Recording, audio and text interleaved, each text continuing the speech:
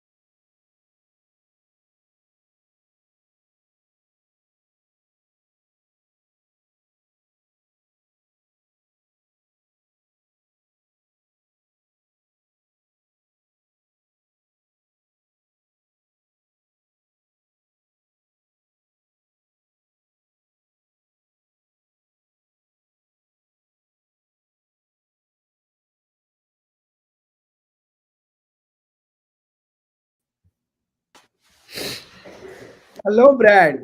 Good morning. Ravi, how are you? Good. How are you doing? I'm doing all right. Great. It's working. It's audio works, video works. It's beautiful. Voila. Technology, yes.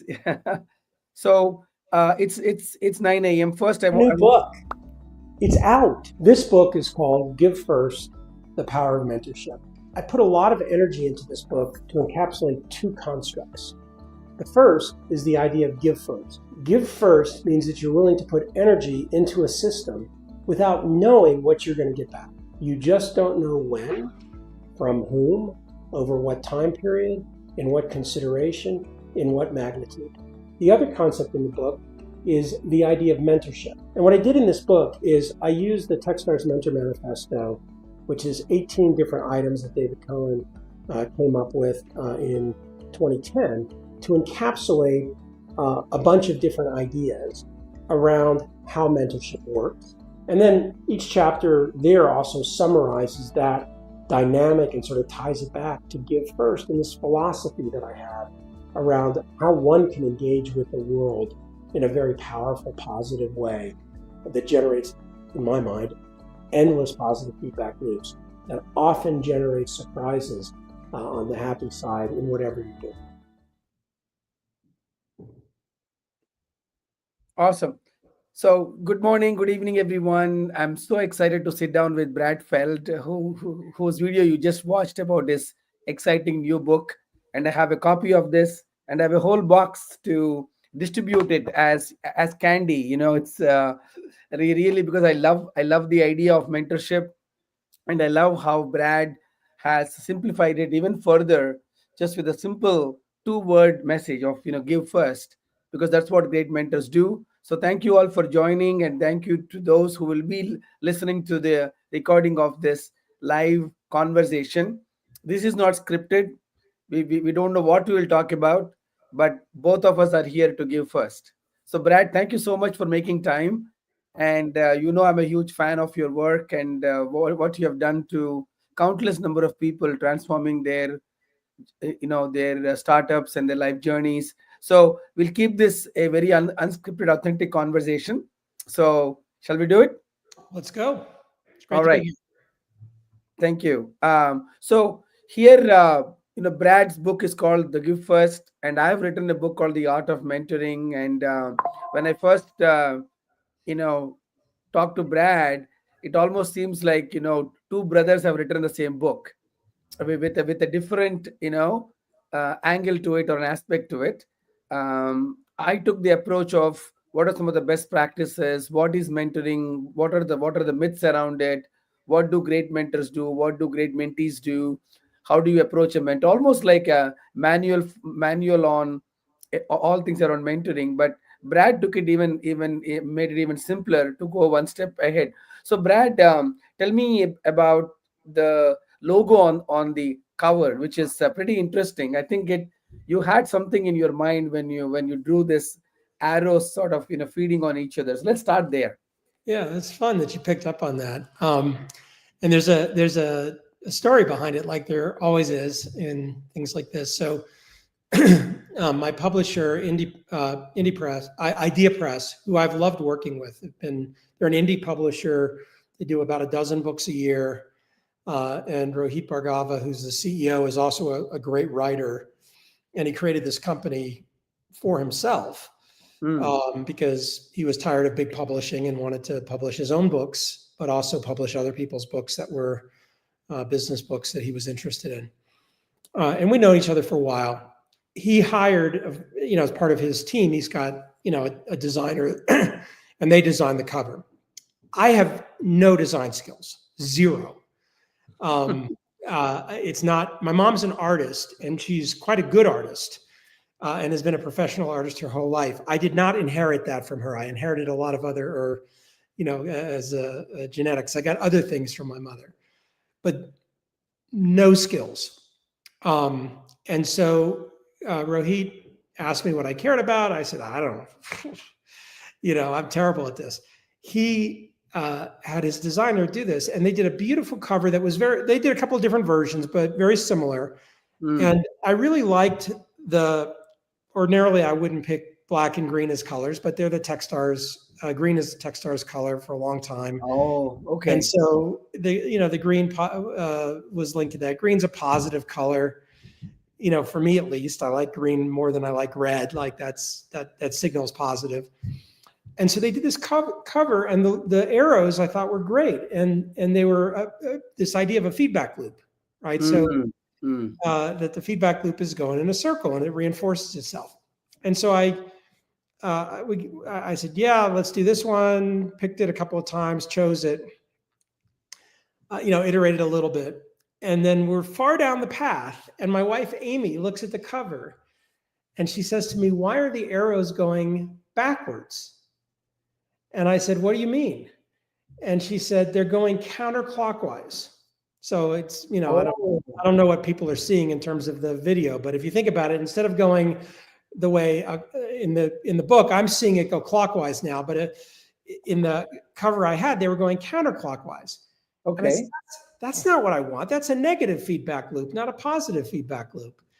And at the sort of very end, we changed it. If you turn it on its spine, so show the cover again, but turn it on its side so you see the spine. Now turn it sideways so we see the other spine, not the pages, but that. You can see the arrows are pointing up. Oh, and, okay. and so like this idea, just subtle, not in your face, but this sort of subtle idea of a positive feedback loop, of this positive energy, of things making positive progress. That's where it came from. But that irony of somebody like me who was just so terrible at this design, not even noticing that the feedback loops were going the wrong way until Amy pointed it out to me.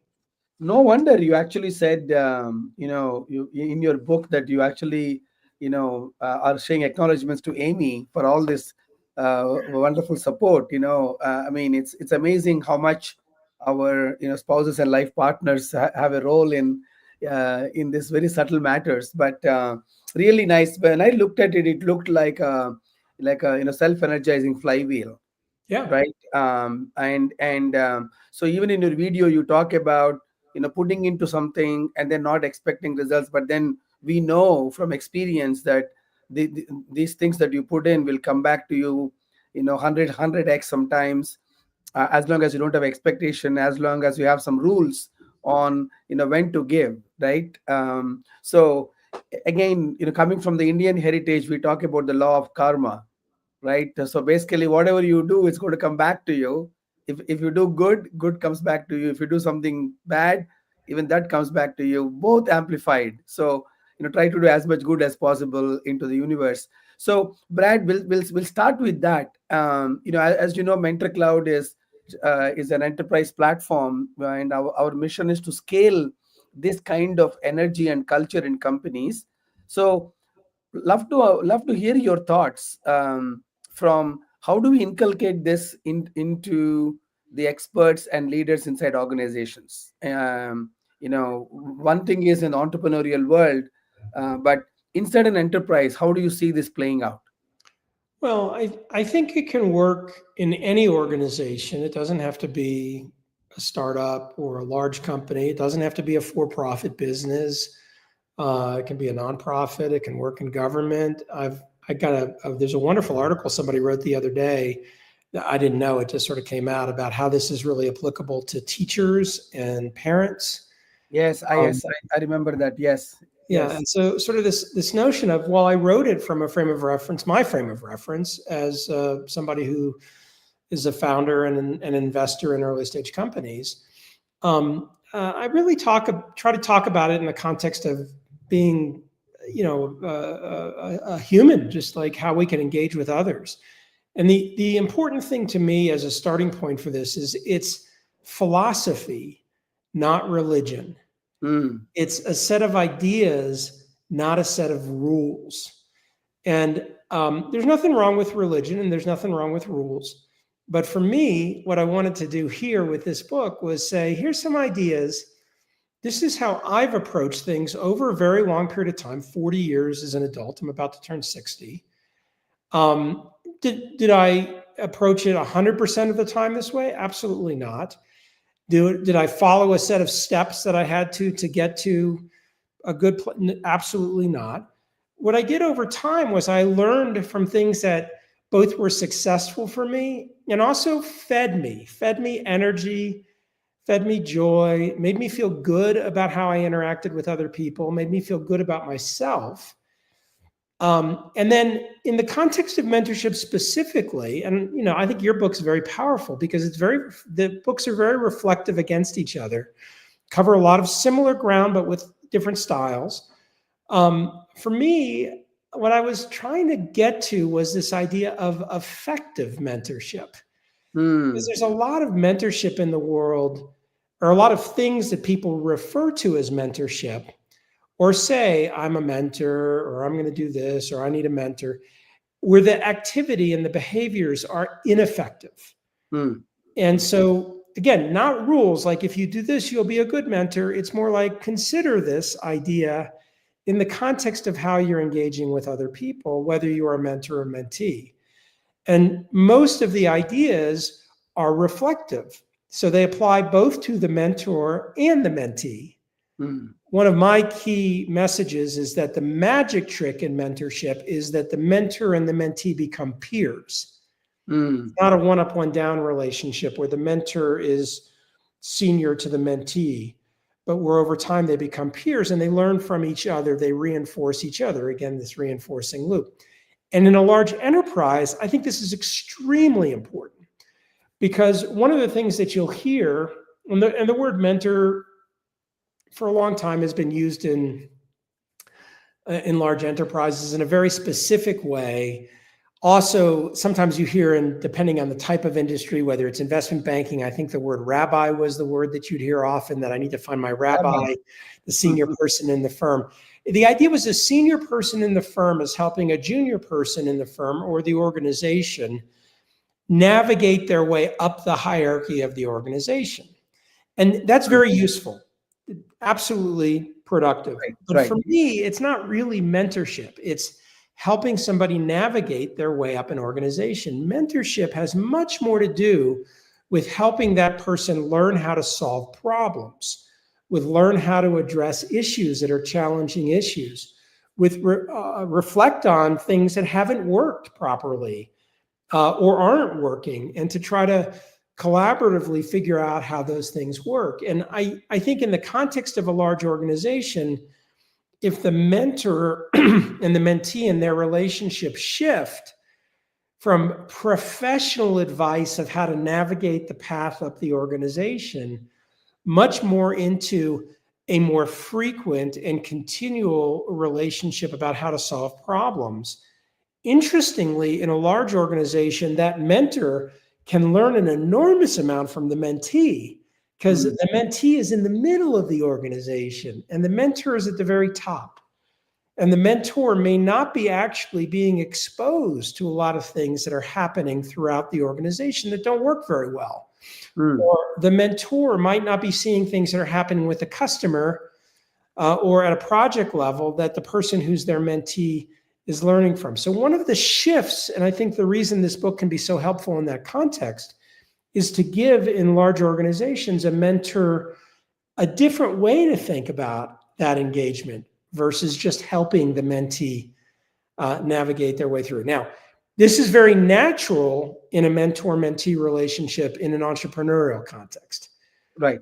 Because most of the time, the mentor is not part of the same organization the mentee is part of. The mentee is a founder in a startup, and the mentor is somebody outside that startup. And so you sort of naturally are not sort of telling the mentee how to navigate and how to be successful, but you're helping the mentee try to solve their problem.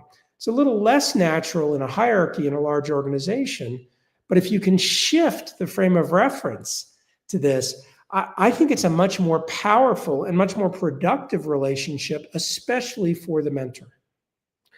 I mean, you're sort of, first of all, I like it because you're not. This is not about hierarchy at all. In my book and my talks, I introduce the idea of wisdom asymmetry. That means there are some topics that I know well, that you may not know well, and there are some topics where you have actual experience that I don't. So if you can really create these kind of interactions, that sort of equalizes that sort of wisdom asymmetry in companies, so that the collective wisdom is better tapped into. And of course, but why are people sharing wisdom? To solve problems, which is what you are talking about. So it's not about seniority.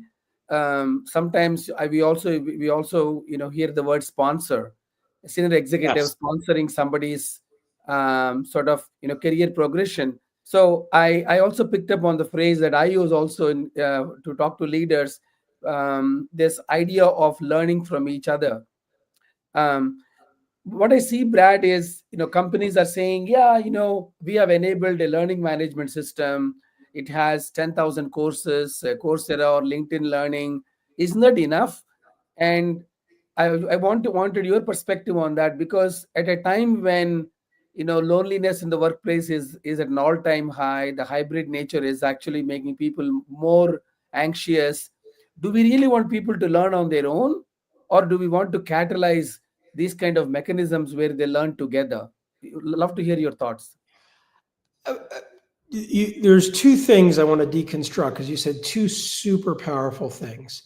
I want to land. I love this phrase. It's yours, not mine. I didn't use it in the book, but it's one that is in my head now, which is information asymmetry.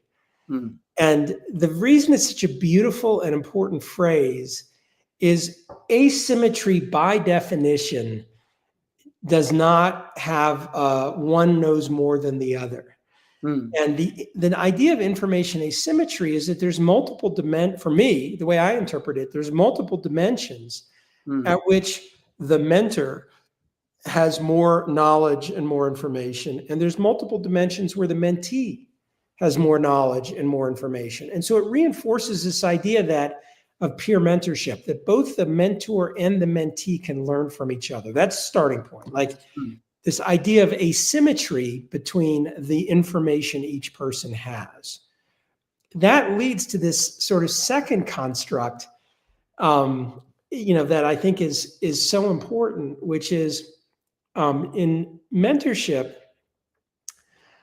the goal, for me at least, is not necessarily for the mentor to solve the problem.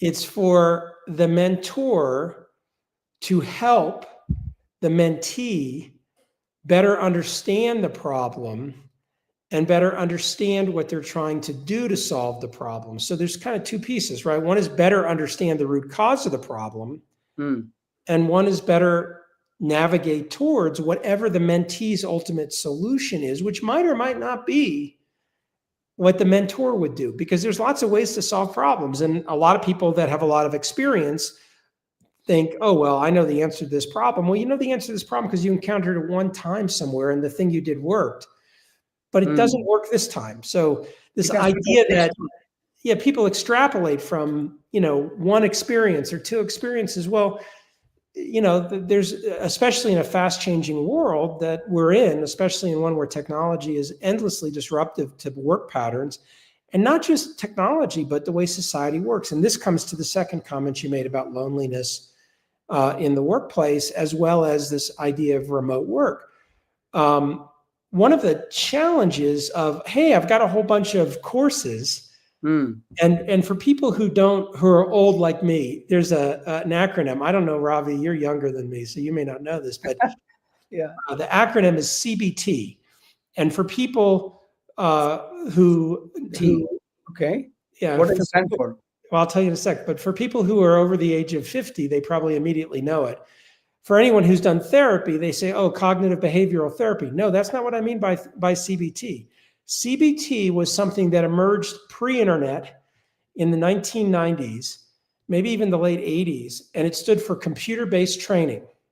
Okay. And before the internet, we had these things called CD-ROMs. And there was this... now you are totally telling your age. When a young person is wondering, what is a CD-ROM? What is a CD-ROM, right? And I say, well, I'll go you one further. What was a record, right? But people now know what records are because they're floppy disk. Floppy disk, right? So a CD-ROM was sort of the vehicle that CBT became distributed on, which were learning systems for enterprises. And there were many, many companies created pre-internet that built CBT systems or helped large companies build their own CBT learning systems, computer-based training systems for their employees. I'm sorry to bother you. We have to fix a mechanical thing. Okay, come on in. But I'm in the midst of a live thing you do. Oh. But come on in. Yeah, very authentic here. Very good. Yeah, it's for reals. It's for real. You're talking to Brad, not his avatar. Anyway, so when the internet happened, all of these video CD-ROM companies shifted to doing this on the internet, and so you get CBT, but on the internet, and then it became this sort of enterprise training thing, and on and on and on for the last 25 years.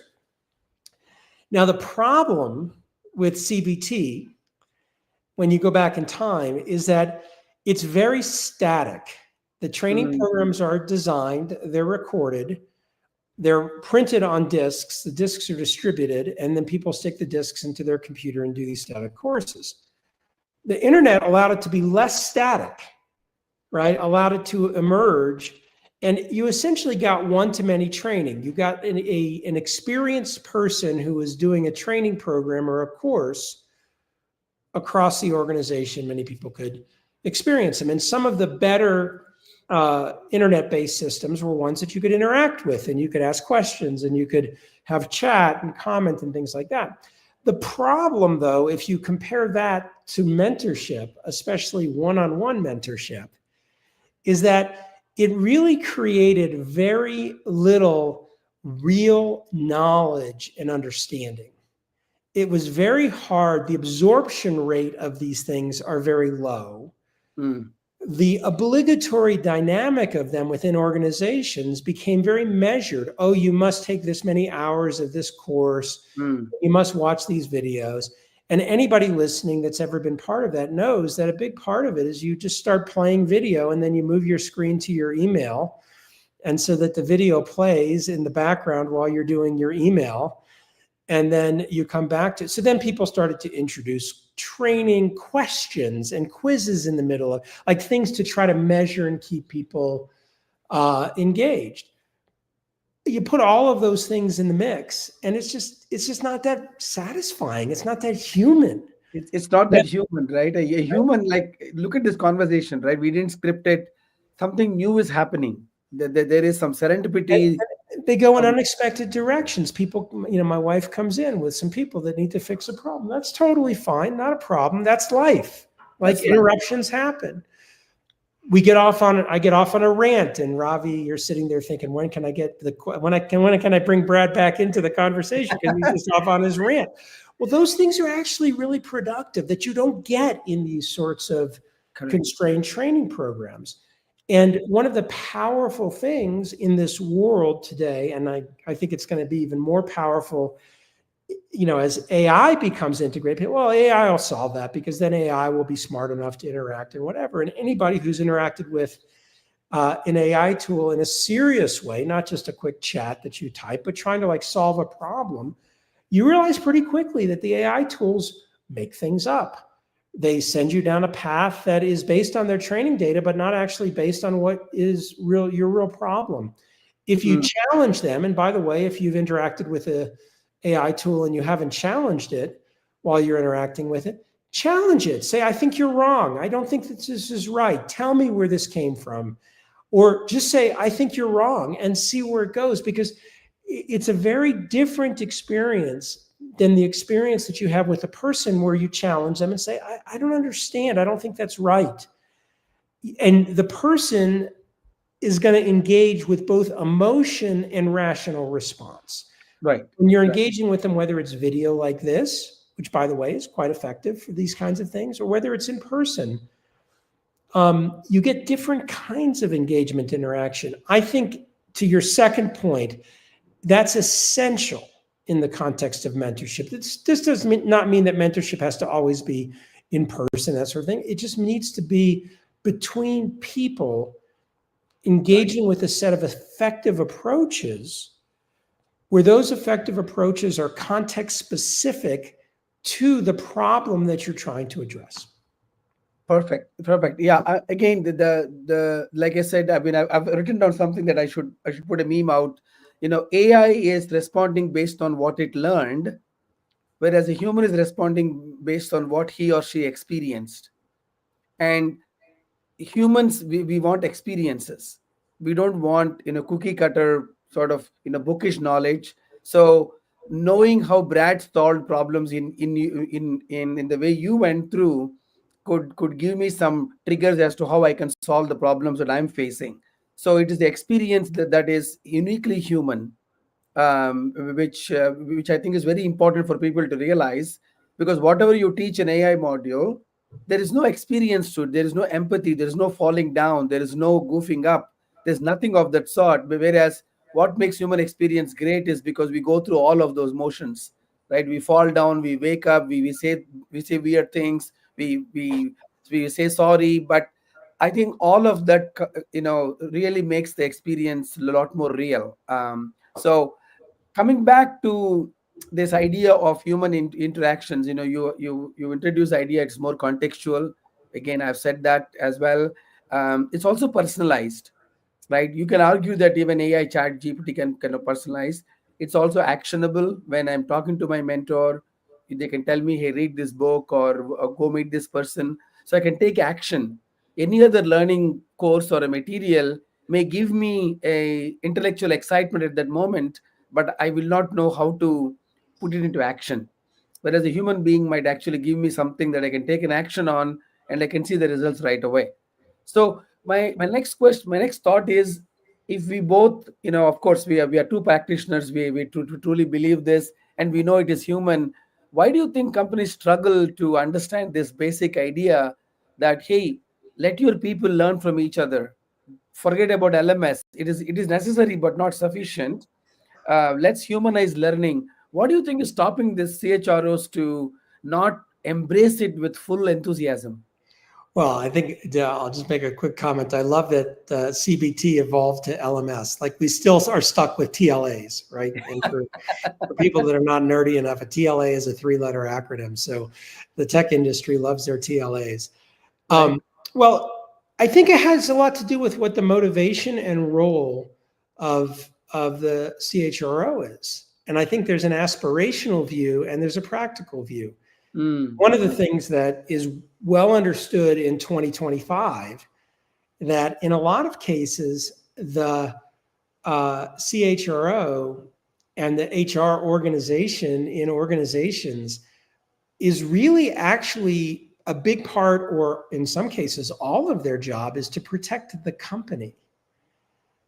And so you have this interesting disconnect, and it's dissonance, right? Like, I think if anybody's a CHRO that's listening, they're like, what are you talking about? No, I want to help my employees get better.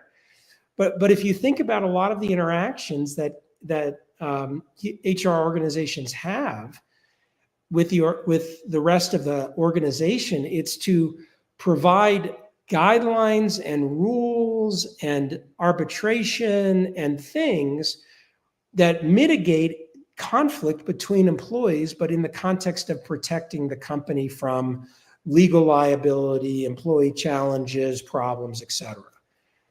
Now, that's not a cynical or negative statement, because there's a lot of HR professionals who are extraordinary.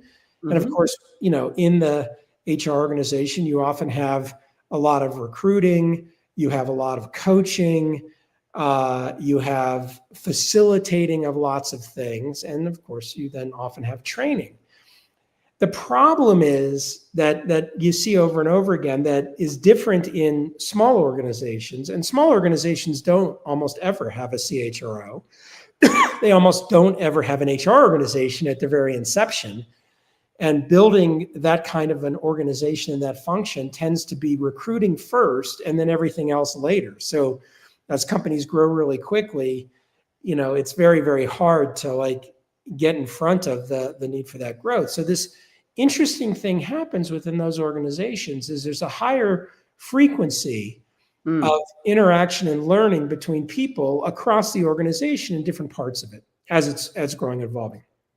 Now, there's lots of stories in tech that are horrifying stories about how that evolved in a way where it didn't actually get in front of itself. Uber is one of the classic ones. And for people that don't know this, the Susan Fowler Uber article that resulted in the Susan Fowler book that resulted in a massive challenge for Uber over multiple years, which then resulted in very significant change organizationally in how they functioned. It's pretty fascinating with now the benefit of the distance of time. In the moment, it was really chaotic and very, very, I think for anybody involved in Uber, probably very distressing at any level. If you take that as your starting point, though, that startups have a very different dynamic from larger organizations. In a larger organization, what happens is that you're not seeing, as an HR leader, the interaction between and across people in very different parts of the company. It's not obvious to facilitate that. A lot of the organizations function within groups. So I'll pick things from when I was in a big organization. I remember in the 90s, they had a president's club for the sales leaders. And so every sales leader wanted to be part of the president's club because the president's club went to some vacation somewhere fancy. I can't remember where those fancy vacation was for that company I was part of. And then some of the execs, I was one of the exec, would get invited to these things. And you'd go and I was kind of curious, what is this? And what it was a bunch of people who were effectively peers that were high performers, in this case, a sales organization. with some executives, so disconnected from the people they were working with. Mm-hmm. And maybe there'd be some content that was useful content, but an awful lot of it was socialization. Some of it, I would say, in the 1990s was pretty inappropriate socialization in today's context of what is appropriate for businesses, especially imagine a sales organization, a tech company from that period of time. But it's not mentorship. It's not learning. You're not really getting deep into solving problems. You're building some connections with each other so that when you encounter each other, you've got some social connection. But you're not actually getting deep into and solving the problem. You fast forward to 2025, I think a lot of the artifacts of those kinds of things still exist. And the artifacts are that you're connecting people as a CHRO, but you're not actually solving problems that the people are having within the organization. You're not facilitating that. You might be facilitating professional development of the individual, of what they need to do in terms of coaching or whatever, but it's professional development in the context of your organization. There you go. Versus professional development in the context of solving the problem that that employee is dealing with on a daily basis, interacting with other organizations, or helping the employee be a better leader in the context of your cultural norms, but not necessarily helping them get more breadth.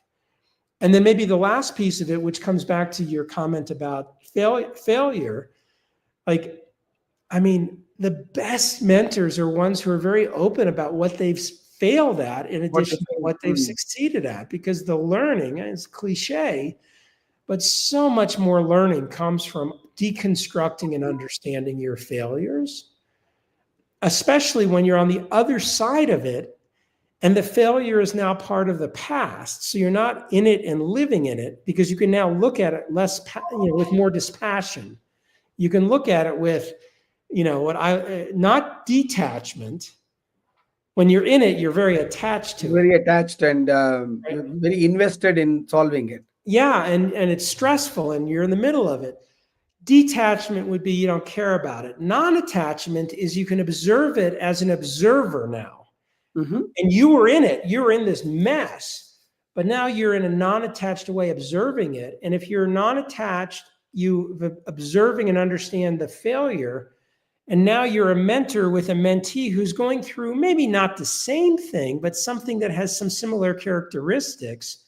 You can, without emotion, now engage with that mentee's problem solving.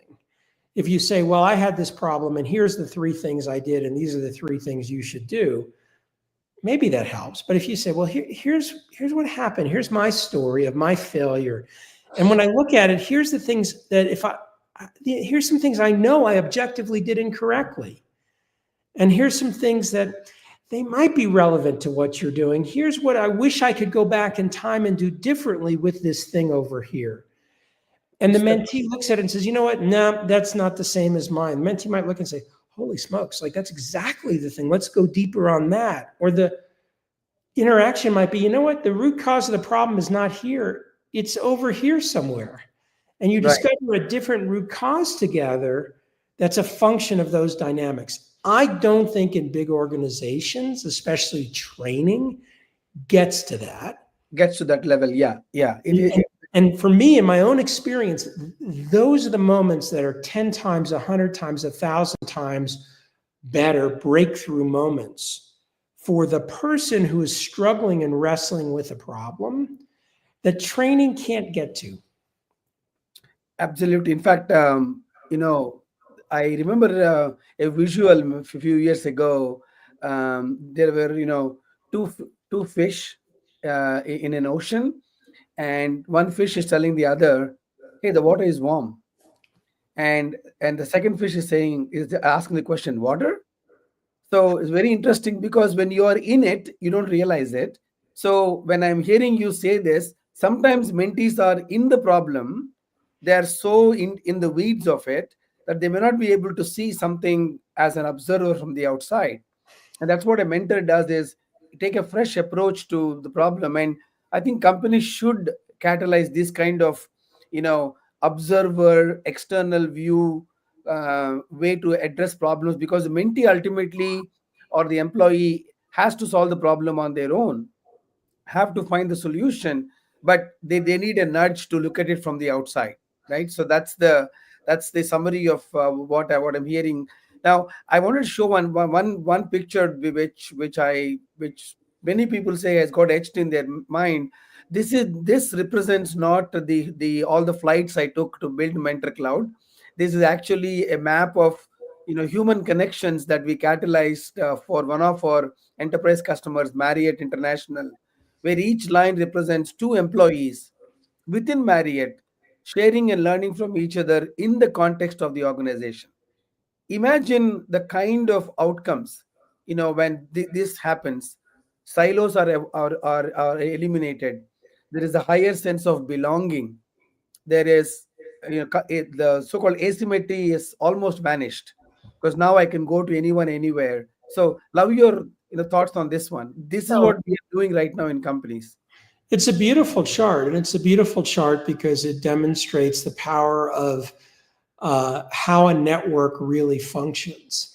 And the one thing I'm having a little trouble with on the chart is distinguishing between the 50 to 100 connections in terms of the color, but that's my visual Yeah, yeah, piece.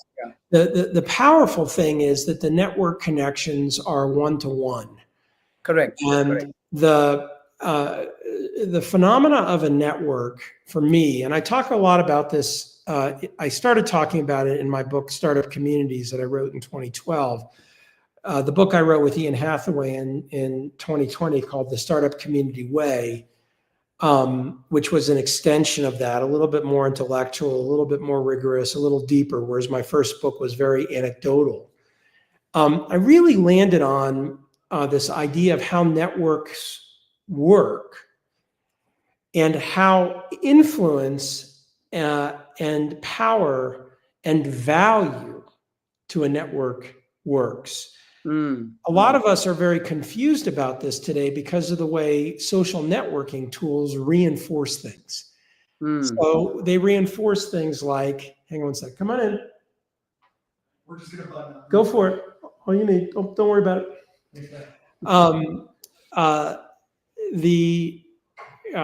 If you think about LinkedIn, or you think about Facebook, or you think about Twitter, we've been conditioned to believe that the thing we need to do is have more followers, Yes. or more connections, whatever the word is that yes. the thing uses, more friends. Right. That's useless. The real value of somebody on a network, in a network, and the way to talk about real value is to think about the size of your node on the network. So each little circle that represents a person is a node.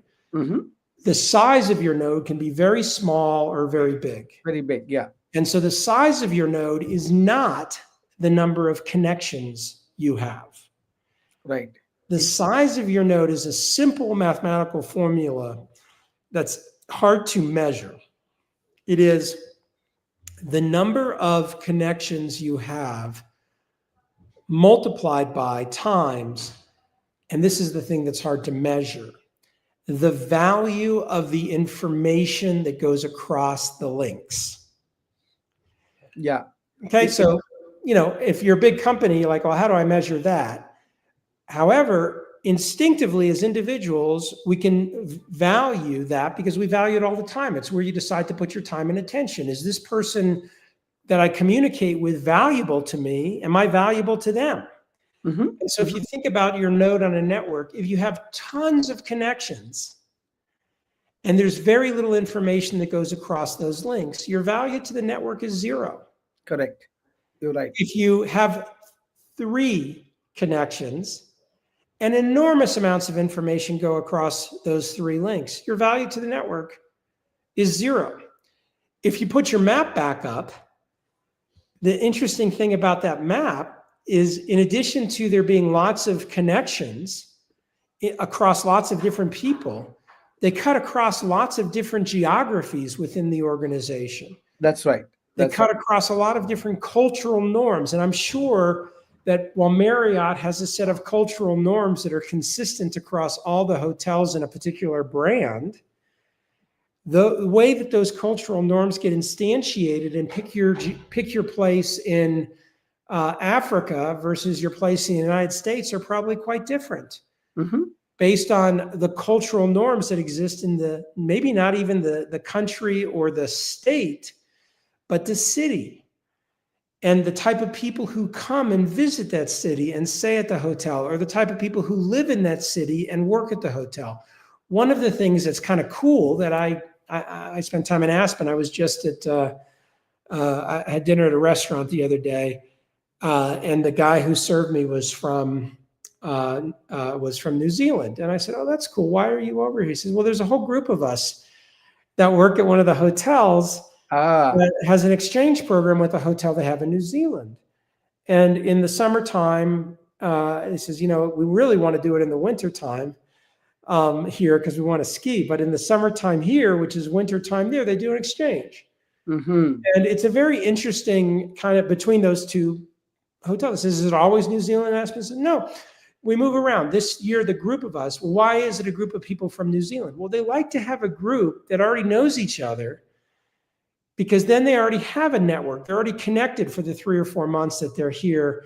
Makes For a sense. starting point, versus I show up by myself and I have to spend the 3 or 4 months getting a starting point. We have a starting point, and so then we can very quickly integrate in. Well, why are you at this restaurant today? Well, we all have second jobs because we're trying to make some money. And so this restaurant was hiring, and a group of us all work at the restaurant together. Is it all the New Zealand people? Oh, no. It's people from the hotel work here. So we have a different work context together. I mean, that's awesome. Yes, that's kind of exchange of cultural backgrounds, experiences, and if you can make it happen virtually from the graph we showed, that creates a much more collaborative, cohesive workforce, isn't it? That's right. And you're in a place, when you're in a place that you don't know, even if it's a beautiful place, well, you still have to find your way around the place, and you have to figure out what you want to do, and you have to figure out what the social dynamics are. Right. And, right. But you still have to conform to the norms of the organizations. In this case, too, one, the norm of the organization that they work for, that happens to have a hotel here and a hotel in New Zealand. And two, whatever the organization that owns them both is. And then two, the restaurant and the norms of the dynamics of that restaurant, which are going to be totally different than the norms of the hotel. And so these kinds of dynamics, the more connections, all of a sudden, the value of information that goes across the connections is high. And so the value of that person on the network is high. And especially for these people who are relatively young in their careers, right? They're all in their, early 20s.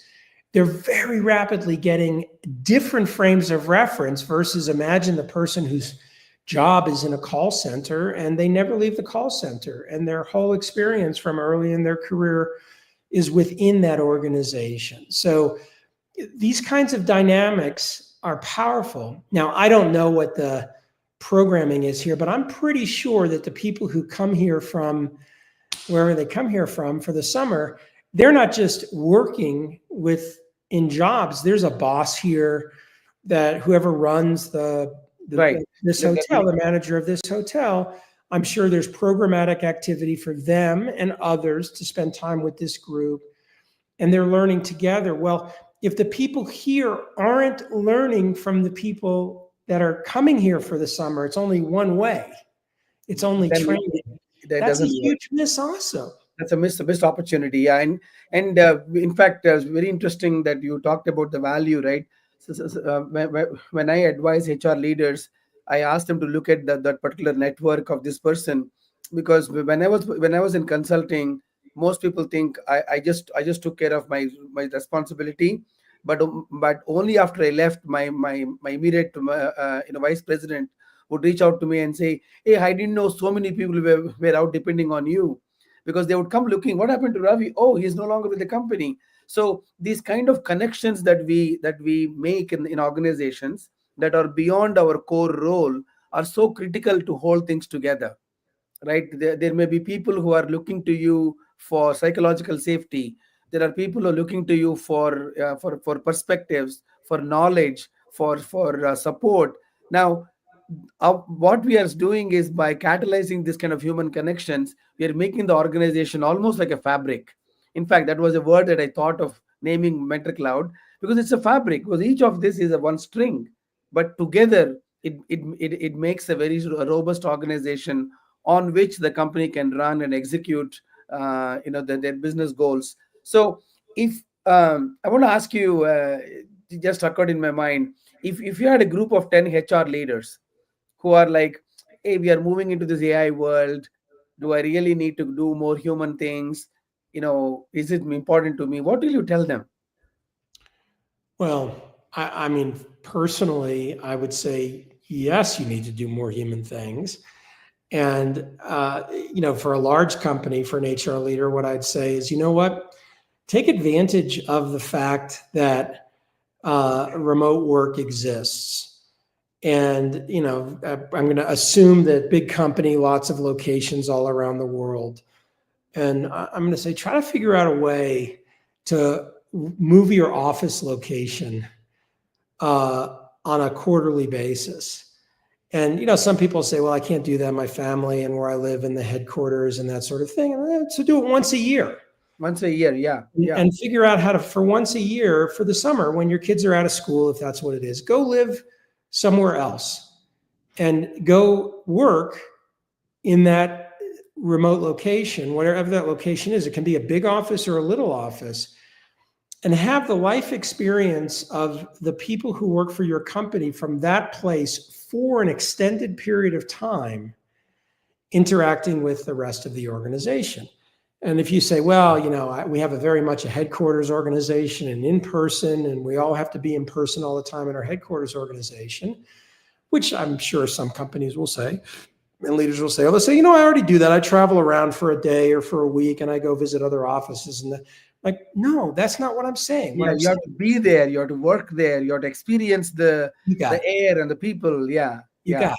And just, that frame of reference, because if you're building an organization that is a global organization, it has those characteristics. And I think I see this insularness. I don't see it as much in startups, by the way, because a lot of startups, people are pretty mobile and there's geographic movement and that sort of thing. But as they get bigger and bigger, you start to see it, especially as the hierarchies get bigger and the people that are at the top get more disconnected from people.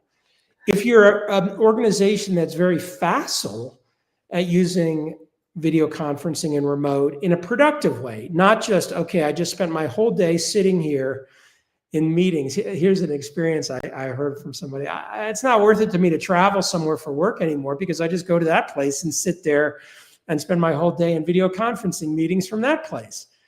That's a organizational dumb. I mean, that's not a very good structure for the organization. Like, why are you set up the way you're set up? Now, if you're a fully remote organization, that's different, because everything you do is via that. But if you're not, if you find yourself as an executive traveling and then spending 50% of your time when you're traveling in video conferences at wherever you are, step back and think about what's going on in terms of the organizational design.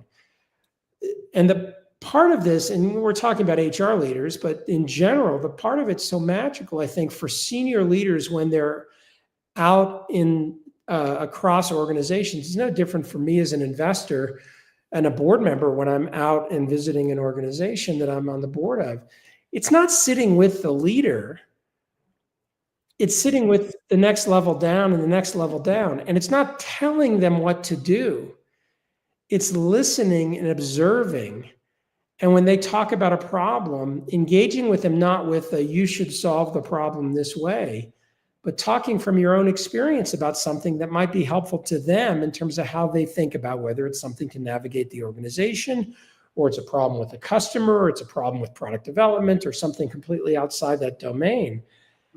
And again, as a leader, you'll start to pick up tone about how things are working in places that you're not interacting with every day. And that's very helpful as well. Yeah, no, I think you remember, last year we did a mentoring program in a large construction company where the owner of the company said, I should I also sign up? I said, yes, you should sign up too as a CEO.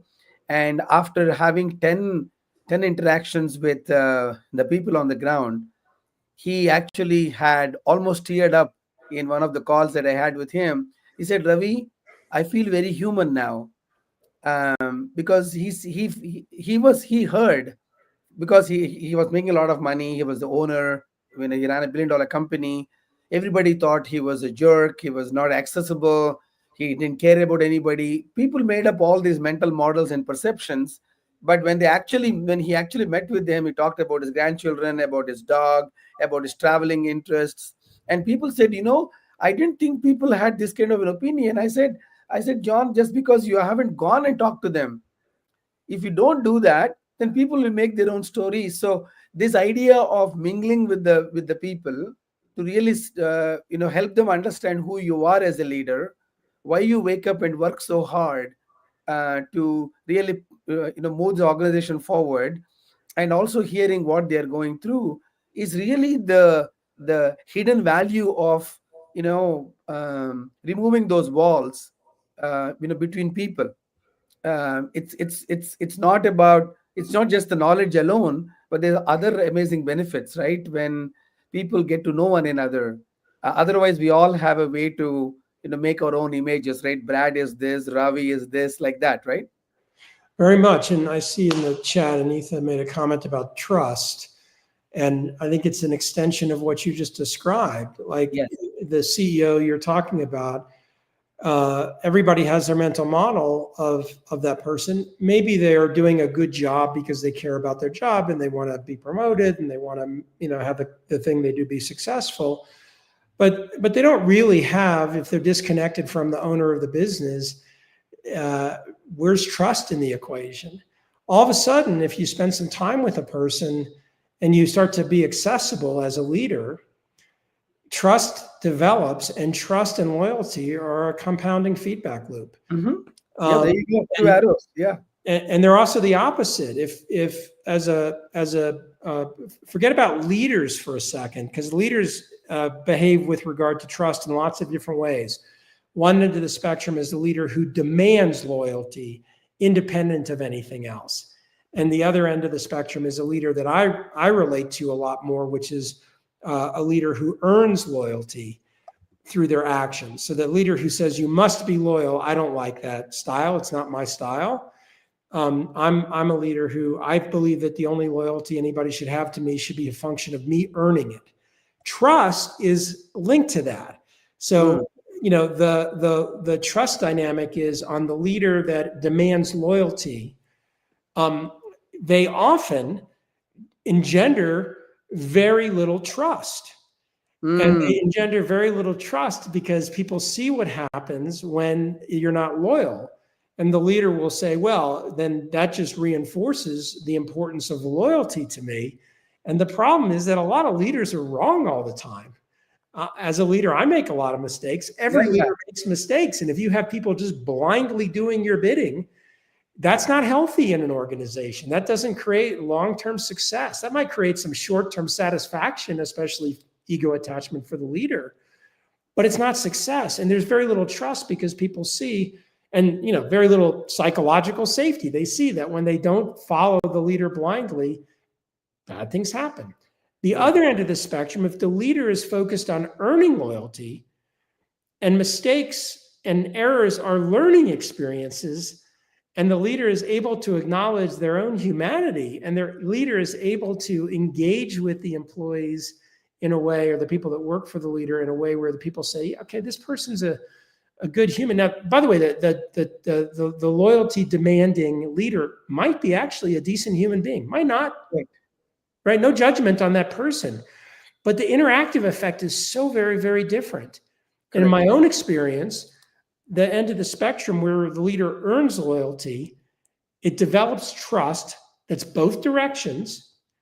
And even when mistakes are made, which again happen all the time, the parties figure out how to learn from the mistakes and navigate through them. And sure, there can be situations where trust is violated.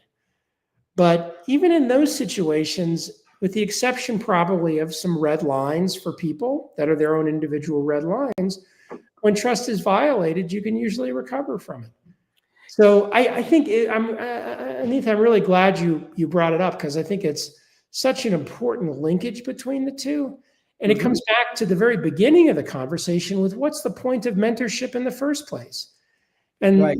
for me, I mean, Ravi, you have a reason for it. For me, the point of mentorship in the first place is it's a joyful way to engage with somebody else in a way to learn and to The way get to better. learn, right? In fact, in our last conversation, we talked about win-win, and I came up with this learn, right? So in Yeah. fact, it applies even here in a mentor-mentee relationship or any human relationship. If there is no learn happening, then what's the point, Well, for the right? people that didn't listen to the last one, I thought that was, I mean, Ravi, you're so magnificent at turning a phrase. I think I had just said something like how much I hate the phrase win-win, because when I hear the phrase win-win, I just think somebody's trying to take something from me. It's become such a marketing or salesy phrase, and the idea win-win-win, what does that even mean when two people are talking to each other? I like the idea of positive sum, both parties benefit. Mm. And we're going down that thread, and they don't benefit equally, but they both benefit. They both benefit. Yes, And yes. you said learn, and I was like, whew, that's it. Both parties learn. Like, that's the benefit, is that if you both learn, you're both benefiting, even if economically there's an imbalance between the outcomes. If what you're trying to accomplish in terms of your own ego needs and your own satisfaction, there's an imbalance. If you both learn from the experience, it can be a positive sum experience, regardless of those other things. Yeah, in fact, another thought just came to my mind. When you engage in learn, it will eventually end up in earn, Yes, right? that's So right. you will You drop the L's over you time. drop the L's, and you earn respect, you earn legacy, you earn loyalty, and you earn rewards. Everything happens if you keep the learn perspective. So I love give first. I think it is something that in fact I'm going to forward to you a startup that was, because I explained to him about the give first idea. So he's actually building a tool for websites that only gives first. So I'll share that with you. Oh, I'd He love was to so see it. fascinated with Love your to book. see it. He's building an agent and said, I don't want any email from you, nothing. I'm here to just give. Until the time you trust me, don't give me your name and email. So I'll share that with you soon.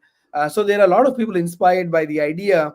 So Brad, how do we make this give first a I don't like the word viral, because I also introduced a new word called floral, because viral is bad, floral is good. I like floral better Yeah. than viral. So how do we make give first floral, that every professional, every leader makes this a fundamental operating principle that creates a very healthy, collaborative environments. What are Well, you doing to make it floral? yeah, for me, I'm spending, obviously I tried to codify it in this book. I'm spending till the end of October having it be part of what I'm doing, talking about it, doing things like this. I started doing this in April. And, I don't control this phrase. It's not my phrase. It's used by lots of other organizations. It's embedded within the way Techstars talks, behaves, and acts. It's a value system there. And if it's useful to people, I just encourage them to co-opt it and take it as their own, to evolve their own way. Personally, I'm going to go back into hibernation on Halloween at midnight on Halloween in the U.S. at 10:31. I'm going to turn into a pumpkin. And I'll still be very accessible by email. My email is just brad@feld.com, so anybody can Oh, email you're me so anytime. kind. And I try to respond to anyone.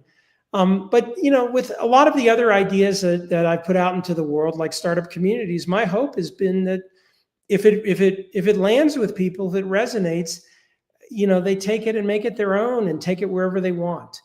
I love it. And Ravi, I know in your world and in MentorCloud and in what you're doing, there's a big element of it. So I just encourage whatever's useful from it, build off of it.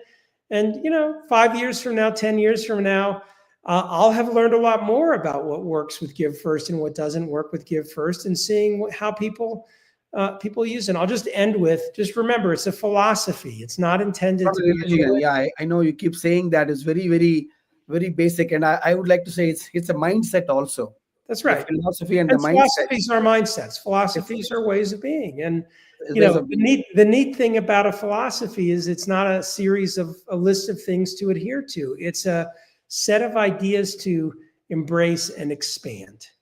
I love it. I love it. In fact, I am working with the team to study every user on our platform, and on we want to take a pledge that we go by the give first mindset. I'll work with you on that.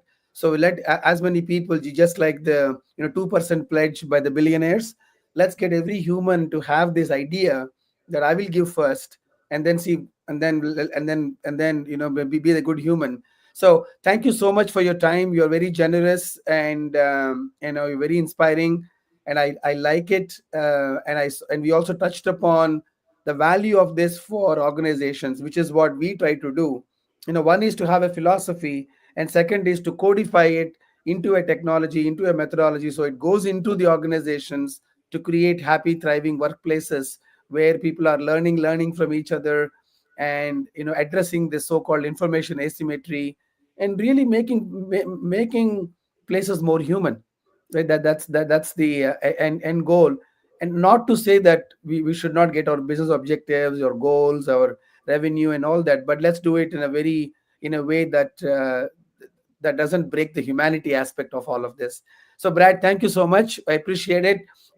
Thank you all for joining. The recording will be available, and again, anyone that has a very interesting question, I will gift a copy of Give First to all of you. That's my gift to you. Ravi, thank you for having me. This was a delight, and I'll see you soon. Absolutely. Thank you so much. Bye bye.